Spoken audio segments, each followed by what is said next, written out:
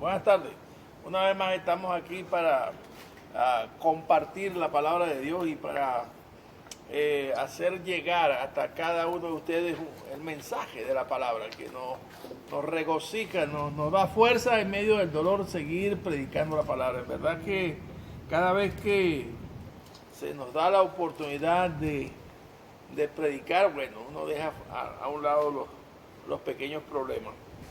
Hemos estado insistiendo en la necesidad, y ayer el predicador dijo, necesitamos 50 grupos, dividir la iglesia o multiplicar la iglesia en 50 grupos para que todo el mundo predique, todos los que quieran predicar, jóvenes, mujeres, hombres, todos los que quieran predicar tengan su parte en cada una de esas células y puedan ir desarrollando ese carácter que es emblemático de un verdadero testigo, el cual, el testificar, el poder hablar de Cristo y de lo que Él ha hecho en nuestras vidas.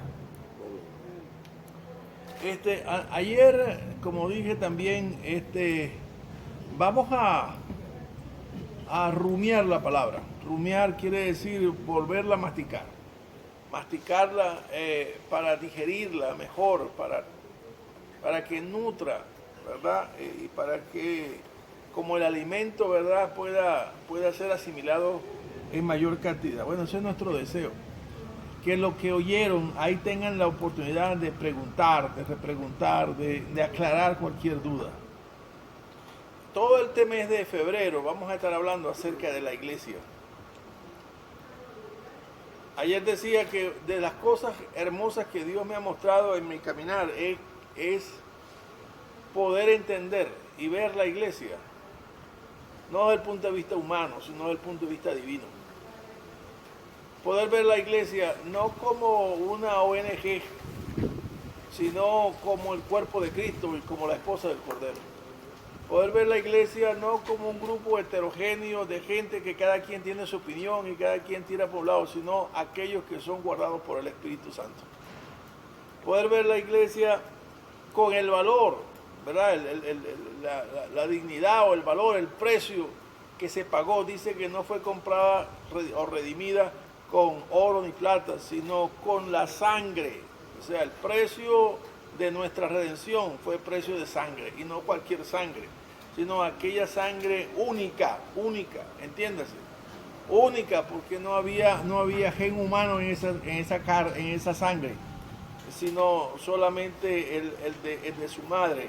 Así que ese es algo que nosotros debemos valorar. El poder ver la iglesia como aquella que, como dijo el Señor, este es mi cuerpo que por vosotros es dado o es partido, y esta es mi sangre que por vosotros se derrama. Entonces, a veces nosotros hemos pensado, ¿dónde me congrego? Voy a ir a esta iglesia o a aquella congregación, la que queda más cerca de mi casa o la que me agrade más, o la que tenga una adoración espectacular que me cautive, o un predicador de esos que mueve el piso, o qué sé yo. Hermano, yo quiero decirles que todo eso que dije es un error, si es un argumento para seleccionar una iglesia. La iglesia debe estar conforme a la doctrina que nosotros conocemos. Porque la doctrina está basada en la palabra. Y todo pasará, pero la palabra no pasará, ¿me entiendes? Entonces, ese tiene que ser el fundamento de mi iglesia.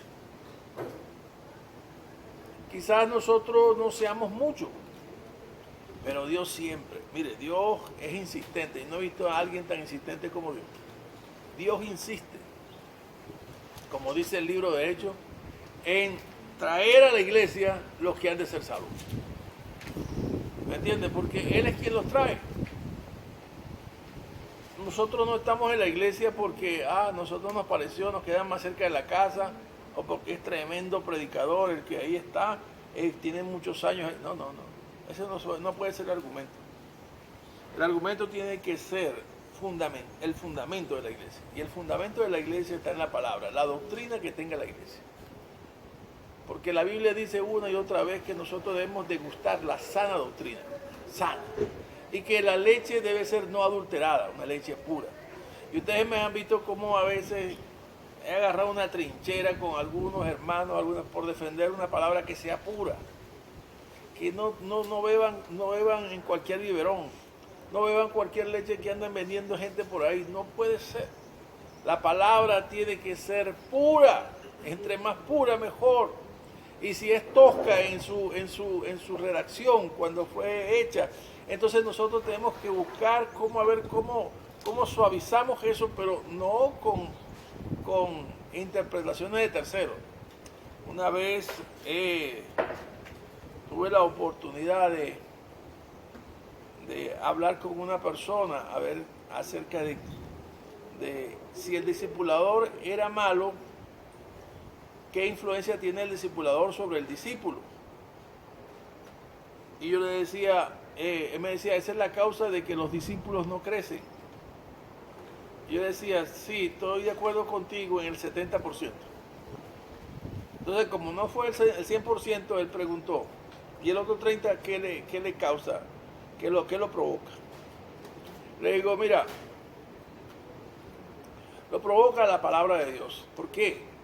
Porque dice la palabra de Dios que a todos nos fue dado el Espíritu. Y no por medida, sino completo. Entonces, cuando algo está mal, el Espíritu que mora en nosotros tiene que decir no. Porque la palabra dice que el Espíritu os guiará a toda verdad. Entonces, uno no puede ponerse a depender de otra persona. Sí, es verdad, es bueno tener a alguien que nos guíe, que nos ayude en nuestros primeros pasos, excelente. Y si ese que nos ayuda es una buena persona, pues vamos a crecer muy bien, porque nos va a dar una leche bien.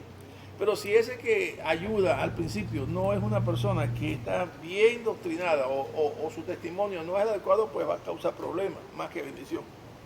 Pero ojo, acuérdense que la palabra dice, vosotros que sois guardados por el poder de Dios. Dios guarda a sus hijos. Dios, por el poder del Espíritu Santo, es quien guarda a cada uno de sus escogidos. Escuchaba a un predicador decir, mire, el 2021 viene con muchas cosas negativas. Y ayer anuncié 5 cosas negativas que ya están pasando en la Casa Blanca. Y va a venir cosas, va a ser la noticia en los primeros 100 días. Acuérdense eso que siempre pasan los presidentes, mi gestión en los primeros 100 días. Bueno, va a haber cosas que nos van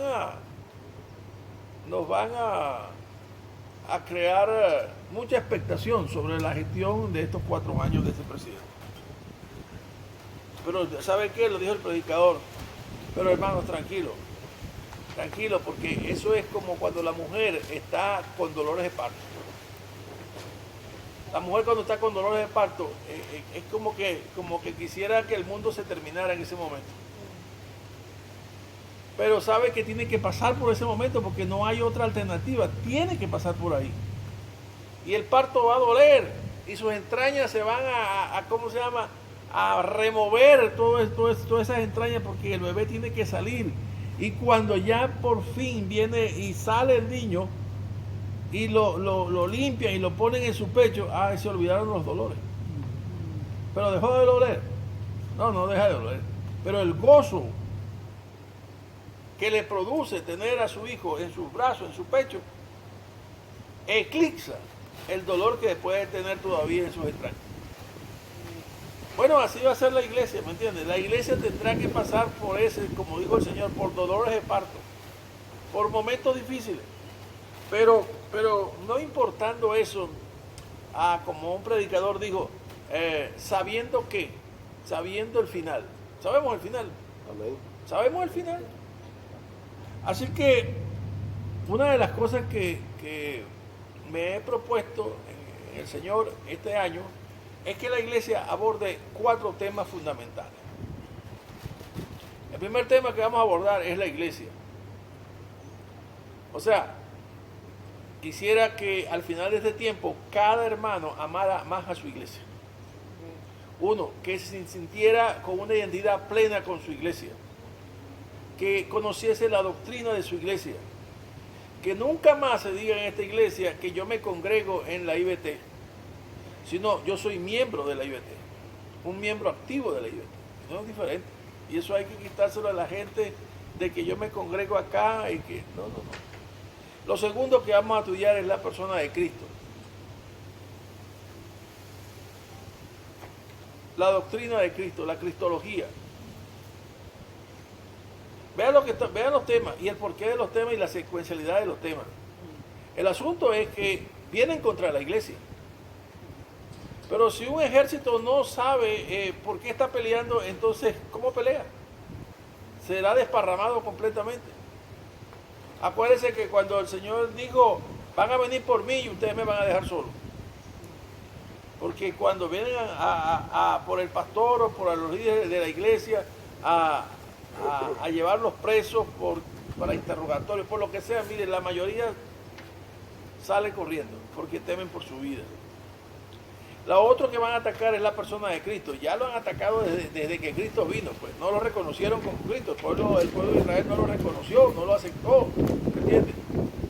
Los suyos no le recibieron, dice la palabra en Juan 1. Entonces, y desde que eso aconteció hace 2000 años, sigue habiendo la negación de Cristo, tanto en el pueblo de Israel como los que no son sus ovejas. Pero hay un redil lleno, repleto de ovejas, que por la gracia de Dios hemos reconocido quién es Jesucristo. Amén. Pero hay una pregunta después de tantos años yo discipulando a gente, y es que, ¿saben qué? El pueblo de Dios tiene que tener un conocimiento bien de quién es aquel en quien ha creído.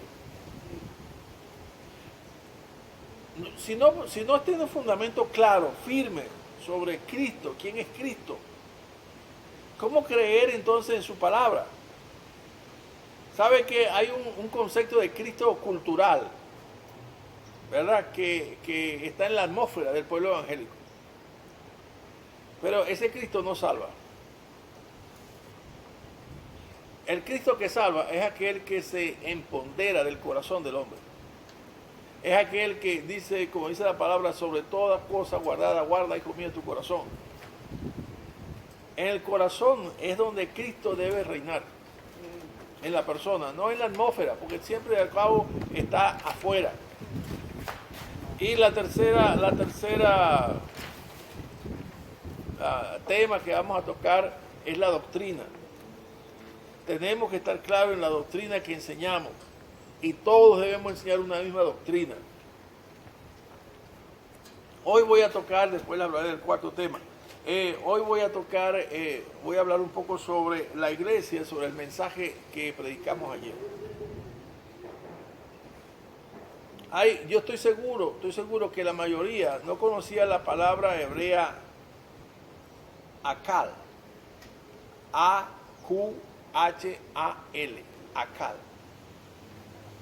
Que está en la Septuaginta. Cuando la Biblia del Nuevo Testamento se tradujo al hebreo, en la Septuaginta aparece, en vez de eclesía, aparece akal. Y akal significa el pueblo escogido por Dios. Es diferente al concepto que está en el griego de eclesía, que significa asamblea o los reunidos. Pero es muy secular, es un concepto que se emplea en ambos casos. En la asamblea, en el inicio de la democracia griega, la eclesía era la reunión de ciudadanos, la asamblea. Pero en lo personal, acá me gusta más porque dice el pueblo de Dios o los convocados por Dios, le da ese carácter espiritual a la reunión. Y ayer hablamos sobre algo que yo creo que necesitaría como tres domingos para hablar de la iglesia como la esposa. ¿Saben que Pablo señala en Efesios 5 que esto es un misterio? Es algo difícil de explicar. ¿Cómo van a ser las bodas del Cordero? ¿Cómo se va a desarrollar eso? O sea, hay cosas que en el futuro no tenemos ni idea. Porque nuestra mente, anoche después que se fueron los muchachos, me puse a leer un libro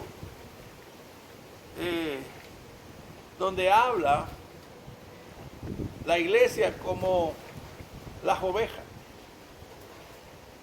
Y dice el libro de John Maxwell, no hay mamífero más torpe que una oveja. Y el Señor nos dijo que somos ovejas. No hay mamífero más indefenso que las ovejas, más lento que las ovejas, con menos sentido de orientación que la oveja. Se pierde de nada. No tiene defensa, no tiene colmillo, no tiene cacho, no tiene pezuña, no tiene nada. Y eso, cuando nos dice así, es para mostrarnos nuestra total dependencia del pastor, de Cristo, del pastor, el buen pastor. O sea, es para que entendamos lo fácil que somos de que el enemigo nos capture. Fácil. A veces los hermanos se ponen muy engreídos y creen esto. Ay, hermano. No sabemos contra quién estamos luchando. Piense de esto, de que si el enemigo no nos ha zarandeado, es porque el Señor no se lo ha permitido. Porque acuérdense que a uno le dijo, yo se lo voy a permitir que lo zarandee. Así que esa unión mística de la iglesia debemos sublimarla cuando entendamos esa parte. O sea, no voy a decir que es una parte poética, pero entiendo que es difícil de comprender cómo va a ser eso. Lo que más cercano he podido llegar es al pasaje que está en Juan capítulo 14. En Juan capítulo 14, el Señor comienza diciendo, creéis en Dios, creéis también en mí. En la casa de mi Padre muchas moradas hay. He aquí pues, y si no lo hubiese, pues hubiese dicho, he aquí pues voy a preparar lugar para vosotros, para que...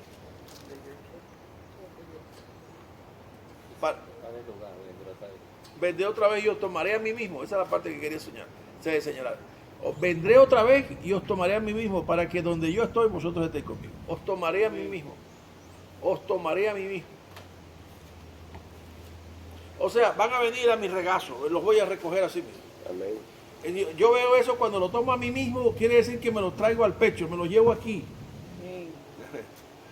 Yo no tengo manera de cómo describir ese momento. ¿Y cómo nos sentiremos? Mire, si yo hubiese querido que ganara Trump para que le hiciera resistencia a los malos y para que ese hombre siguiera predicando la palabra y la Biblia fuese mostrada y respetada y honrada y todo lo demás. Pero dijo Dios, no va a ser así. Dolores de parto. Prepárense para dolores de parto. Pero la iglesia, vea esto, la iglesia va a ser raptada por el novio. En cualquier momento. Ese rapto puede ser, no sé, antes, puede ser en el medio, puede ser en medio de la tribulación, lo que sea.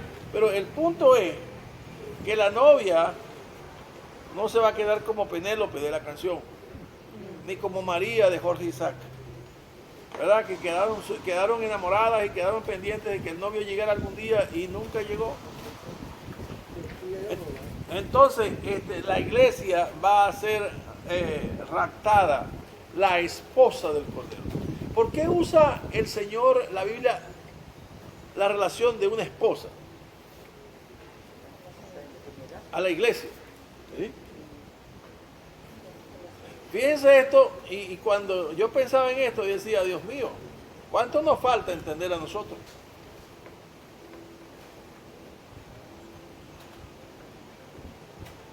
Por eso decía, necesito varios domingos para poder hablar de esto. Porque cuando dice que es la esposa, usted ve que, por ejemplo, hoy día, vamos a poner un ejemplo muy humano. Yo tengo a mi hijo Alejandro, él va a buscar una esposa algún día. Pero el padre y la madre estamos así como los radares, ¿no? ¿Qué queremos ver en esa joven? Virtudes. Virtudes. Fíjense, Abraham mandó a su siervo para buscarle esposa a Isaac, ¿se acuerdan? No donde estaba, no, ve a la familia de la fe, o sea, la familia de sangre, pues de ellos mismos. No a esta gente extraña, ve allá. Y resulta que el siervo cuando fue, ¿qué fue lo que él dijo? Señales que Dios me muestre que es la mujer que Dios quiere que sea la esposa de Isaac. Resulta que cuando llegó al abrevadero, dijo, voy a pedirle a esas muchachas que están ahí que me le den agua a los camellos. ¿Se acuerdan? Y salió Rebeca. Y dijo, no, déjame darle agua a tus camellos y a tus siervos y déjame vente a la casa.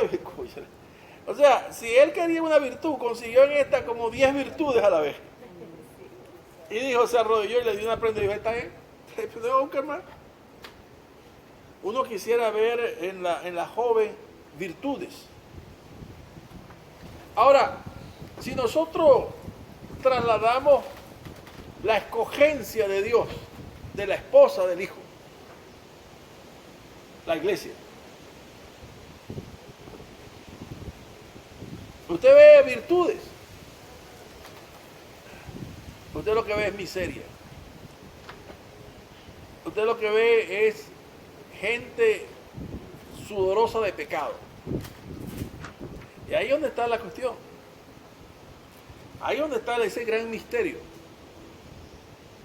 Que como dice en Deuteronomio capítulo 7, dice que vosotros que antes no erais pueblo, no erais ni siquiera pueblo. ¿Se acuerdan cuando ellos llegaron, que eran 70 personas que llegaron a Egipto? ¿Y cómo llegaron? Con hambre. Estaban en miseria. Y Pablo dice allá en 1 Corintios capítulo 1, mirad hermanos entre nosotros que no hay muchos nobles, no hay ricos entre nosotros, sino que lo vil del mundo escogió Dios y lo que no es. Así que, ¿por qué Dios no dijo a Moisés, mira, mata a Faraón y a su ejército cuando se acerque a ti, levanta la vara y que se caigan todos esos caballos, todas esas carretas y que no haya nadie que quede vivo y deja de salir a mi pueblo? ¿Por qué tiene que mandarles 10 plagas? Todo eso tiene un mensaje. ¿Sabe? El mensaje es se lo voy a dar en corto. Es para que nadie dude que la obra de salvación es de Dios. Amén. Y que la escogencia es de Dios. Amén. ¿Me entiendes? Para que nadie se olvide de esas cosas. Y lo mandó a que lo repitiesen una y otra vez por todas las generaciones. No se olviden que el que los sacó a ustedes de Egipto fue Dios. Amén. Y eso nos queda a nosotros también. No se olviden nunca quien nos sacó. No solamente nos sacó del lado cenagoso o del lodo cenagoso, sino que nos limpió y nos vistió y nos glorificó. Es Dios. ¿Me entiendes? Y dice, voy a coger la mejor esposa. Pero ¿sabes? Esta esposa como que es medio terca. No prediqué ayer porque el tiempo no daba, pero Oseas es un ejemplo clásico de esa persistencia divina en cuanto al amor. Oseas, usted lee los primeros 3 capítulos de Oseas y encuentra que Dios le pide un absurdo desde el punto de vista humano. ¿Cómo decir un profeta? A un profeta de Dios tú le vas a decir, ve y acércate a esa prostituta. ¿Me entiendes? Si mi hijo hiciera eso hoy día, no papá, es que en el poder del Señor la voy a transformar. Ay hermano, yo caería como condorito para atrás, plof. No. Pero es que Dios hace unas cosas que usted no la entiende. Usted no la entiende. Ni yo la entiendo. Nadie de eso. Tengo un mensaje que un día esto voy a predicar. Me da vuelta en la cabeza una y otra vez. Y siempre que viene una situación, ¡pum!, llega el mensaje. Isaías 53:5. En Isaías 53, el Señor dice, deje el impío su camino y el hombre inicuo sus pensamientos y vuélvase a Jehová, el cual será el misericordia y será amplio en perdonar. Porque mis caminos no son vuestros caminos, ni mis pensamientos son vuestros pensamientos. Porque así como son altos los cielos de la tierra, son mis caminos de vuestros caminos y mis pensamientos de vuestros pensamientos. Así que yo le decía ayer a la iglesia, no busque, no encuentre, porque no va a encontrar un porqué o una razón por la cual Dios nos escogió a nosotros. Solamente disfrute que los gastos están pagos. Disfrute, gócese, no sé, sublímese, derrítase, conviértase en vapor, en líquido, no sé, cuando usted entienda perfectamente de que Dios lo insertó en un cuerpo. Esta tarde ya, cuando iba llegando a la casa, se me vino el pensamiento, dijo yo, wow, cuando Dios hace algo, hermano, dice la palabra que Dios no es hombre para que se arrepienta. Dios no se equivoca. Porque si se equivocara no sería perfecto, entonces tampoco sería Dios, ¿me entiendes? Él no se equivoca. Y si Dios nos escogió, mire, entre los millones de millones que hay, y que nosotros seamos uno de los escogidos para ser parte de la iglesia, no, tenemos que decir, como dijo el predicador, tengo que decirle, soy el hombre más feliz del mundo cuando pienso en esto. Hoy vi un mensaje y se lo mandé a todo el mundo rápidamente acerca de la situación que vivimos hoy día entre la realidad y la verdad. ¿Lo vieron? Tremendo. El hombre, el pastor, no sé quién fue, que dijo, eso es tremendo.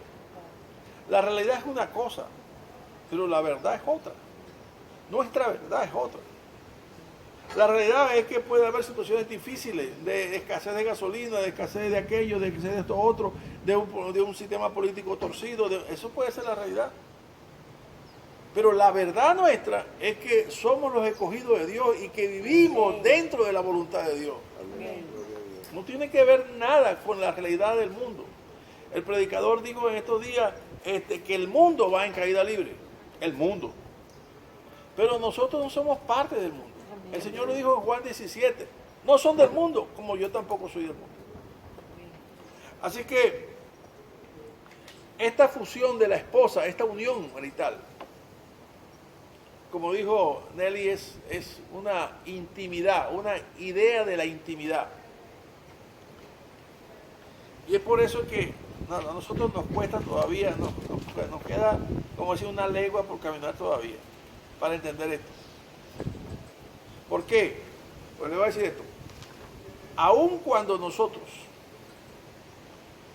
nos proclamemos o nos autoproclamemos que somos creyentes en Cristo, todavía no hemos conocido perfectamente lo que es, o cabalmente lo que es realmente, o lo que somos realmente hoy para Dios. Cuando hace la comparación Pablo y también el libro de Cantares acerca de lo que es esa unión. Cantares es un poema que habla de esa intimidad marital.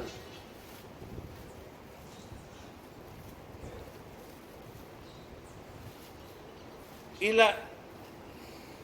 voy a ir por antonomasia, la contradicción que hay en la relación del esposo y la esposa. Él dice que la iglesia, que es el cuerpo de Cristo, es la esposa. Y Cristo es su cabeza. Y Él es su Salvador. Y cuando nosotros vemos eso, hermano, tenemos que entender de que, por un momentico, déjeme un break, es que podamos entender que en nuestra relación marital debemos mostrar esa misma relación que tiene Cristo con la iglesia, es la misma relación que debe tener el esposo con la esposa.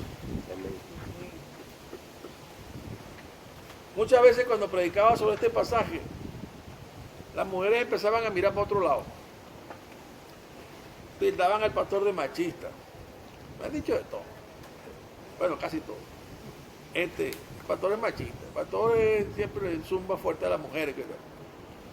Pero cuando les predico sobre esta parte, yo le digo, mire, yo no sé, usted me dirá quién lleva la parte más difícil aquí, en una relación marital. ¿La mujer o el esposo? Porque Cristo, dice así, por su esposa, llegó hasta el sacrificio, hasta dar su vida, para hacerla suya. Ella es como Israel, ella es muy voluble, piensa en muchas cosas, anda de aquí para allá, parece que no se queda quieta. Y el hombre debe mostrar que es el representante de Cristo aquí en la iglesia y en la casa. Así que volvamos al punto. Cuando Pablo hace el señalamiento acerca de que la iglesia, ¿verdad?, es el cuerpo de Cristo y que Cristo es la cabeza del cuerpo, que es la iglesia, nosotros podemos estar y tenemos que estar. Yo digo así, algo no se puede decretar, pero es como un decreto. Tenemos que estar seguros. No podemos ya estar como Israel. Dios nos abandonó. No puede. Por eso digo yo, cuando estoy en mis clases prematrimoniales, yo le digo a los jóvenes, el divorcio no existe. No hay causal de divorcio. ¿Me están oyendo? No hay causal de divorcio. No hay. Si el hombre se fue y dejó la peluca y se fue, bueno, eso es una cosa. O que la mujer se fue y dejó y dijo, no vuelvo más nunca, bueno, eso es otra cosa. Pero que haya entre nosotros, mire, es que Cristo nunca se divorcia de su iglesia, de su esposa. Cristo no la deja por nada, ni el caso de Osea. Por eso es que yo como miembro de la iglesia no me puedo despegar del cuerpo. No hay manera. A menos que nunca fui del cuerpo. Porque yo tengo que estar en el cuerpo. Yo tengo que estar en la iglesia. Yo soy parte del cuerpo. ¿Me entiendes? Porque soy parte de la novia. Aquella que él ama de tal manera que no le importó la condición en que estuviese. Eso no es el punto. El punto es que yo la voy a santificar, la voy a limpiar por la palabra y me la voy a presentar a mí mismo como una novia pura, sin manchas, sin arrugas, sin nada semejante a eso. Digna. Nuestra dignidad no está en nuestras virtudes, nuestra dignidad está en la escogencia que tuvo Él para hacernos dignos. Entonces, para concluir, la iglesia de la cual usted es miembro tiene que sentir la suya. Así como usted se toca la mano y dice, esta mano es mía, y yo amo a mi mano, y le doy gracias a Dios por mis manos. Así, cuando usted va a su iglesia y dice, esta es mi iglesia, y aquel que está allá es mi pastor, y aquel que está allá son mis diáconos, mis hermanos, y este que está aquí es mi hermano y mi hermana. Empezar a retomar la identidad que el mundo ha querido desdibujar. Pero es necesario retomar la identidad de quiénes somos dentro de la iglesia. Amén. Somos miembros, no congregantes, miembros de la iglesia, miembros del cuerpo. Por lo tanto, yo tengo que dejar a un lado cualquier diferencia con uno o con otro. Yo tengo que ser útil dentro del cuerpo. ¿Se acuerdan que les he predicado muchas veces que en el cuerpo no existen tumores, ni bolas sebáceas, ni nada de eso? Bolas de sebo, no. Existen miembros y cada miembro tiene una función dentro del cuerpo. Por eso, hermanos, les pido que consideren esto. Consideren estas palabras. Yo tengo que amar a la iglesia, no porque los hermanitos son buenos y me dan dádivas y me dan bolsa de comida o me dan regalos o me adulan mucho y me dicen, ay, no. Yo tengo que amarla porque mi Señor las amó y son de alto precio para mi Señor. Como dice por ahí el refrán, el amigo de mi amigo es mi amigo. Si él dio su vida por ellos, vale la pena amarlo. Amén. Por encima de la diferencia que tenga. Por eso, este mensaje pues, sirva de edificar, sirva para edificar la iglesia, para solidificar las relaciones que hay entre los miembros de la iglesia. Muchas veces las vemos muy materialistas y no debemos verlas así. Vendrá un día cuando venga el rapto de la iglesia, cuando ya nos vayamos, Amén. ¿verdad? Y usted vea que nos vamos a vivir con el de la derecha o el de la izquierda, con todo. Aquí se va el de la derecha y de la izquierda y el del medio, aquí nos vamos todos, los que realmente hemos creído, ¿ok? Y allá estaremos, dice, ¿por cuánto tiempo? Eternamente. Para siempre estaremos con Él. Ahí ya todo cambiará. Bueno, hagamos nuestro peregrinar más agradable aquí. Entendamos que, Señor, yo quiero ser hallado en ti fiel. ¿En cómo? Así como tú amaste a la iglesia y te diste por ella, yo quiero también ser parte de la iglesia, sentirme parte de la iglesia y trabajar dentro de la iglesia y ser útil y ser un siervo útil dentro de tu cuerpo.